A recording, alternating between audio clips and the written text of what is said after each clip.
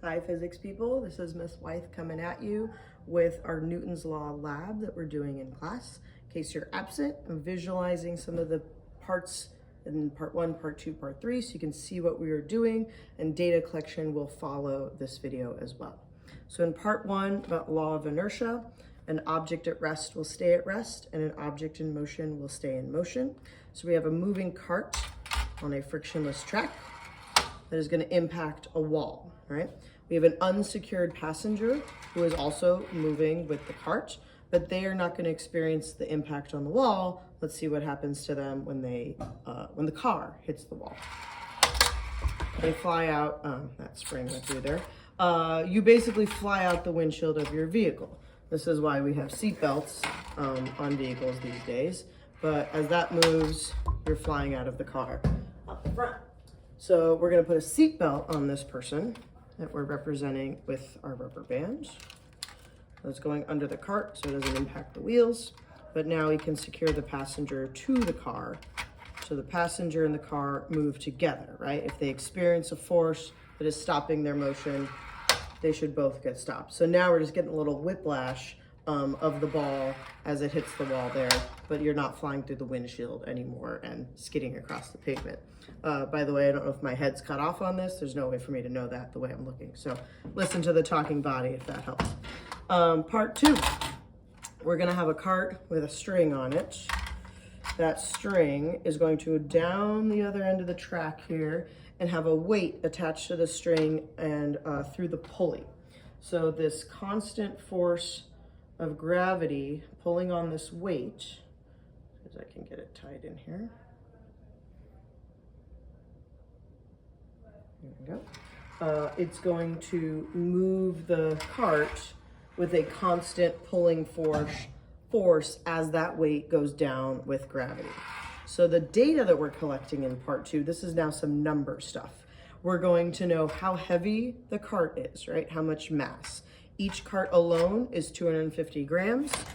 Each added mass here is another 125 grams. So I can add up to 4 of them.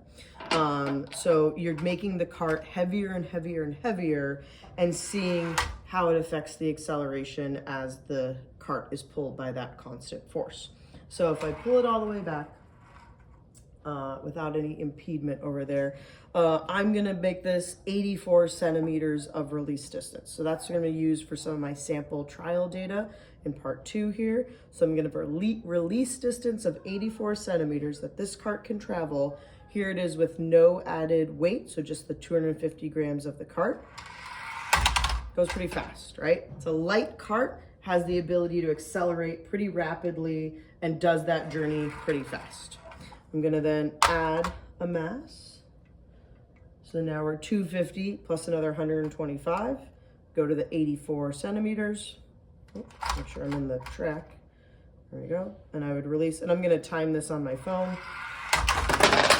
And sometimes things go a little chaotic on the other end here, but ideally that's taking a longer amount of time. We've got a heavier object.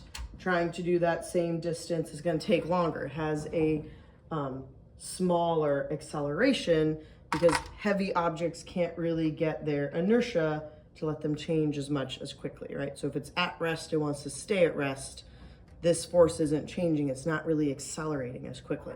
I'm going to go ahead and add all 4 so you can kind of see the difference of now a really heavy cart, and all the data will be in the table below.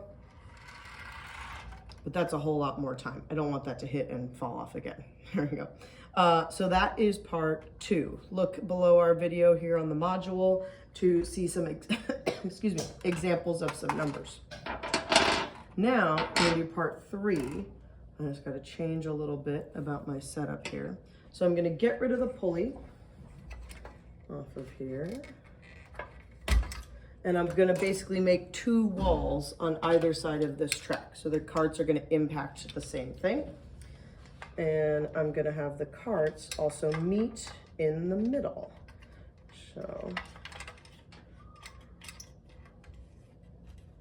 all right. And this may be not the best angle that I've got from where I got my phone camera set up, but it's the best option I have with the space I have. So these two carts, and let me adjust this because I'm actually not totally level. Good to do that before I collect data as well. All right, so I have two carts, equal mass. There it is, springs on the carts that you can push the button and the spring will push off. So we're gonna keep that as our constant force this time. So we're not changing the force once again, but we wanna see how mass and acceleration can be compared, right? If the force maintains the same value.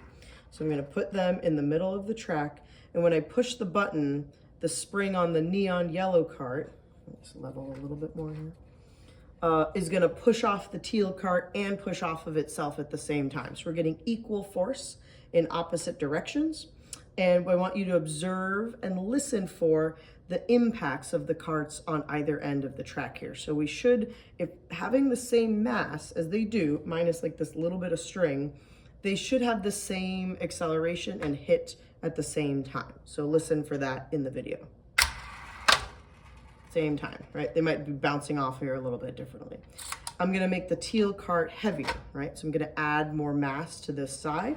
So watch how this is gonna be taking longer to get there, right? The more mass you add, the lower the acceleration ends up being, but the force is still the same, pushing both of them off from the center here. Now listen for the difference of impact, right, when they hit. Okay, that one, that one. I'm gonna add another weight onto the teal one. All right, line them up in the middle. Listen again for impact timing. Really slow, right? Third trial, I think, is add a weight over here. So we've got one weight on my yellow cart, two weights added to the teal cart. All right, now I'm gonna make them equal once again. So they're both heavy carts, two weights added, but now they're back to equal force in the middle, equal masses. We should hear impacts at the same time because their acceleration of getting them there should be the same. Once again, all right? Thanks for coming with me in Newton's Laws, part 1, part 2, part 3. Look for number data in the module.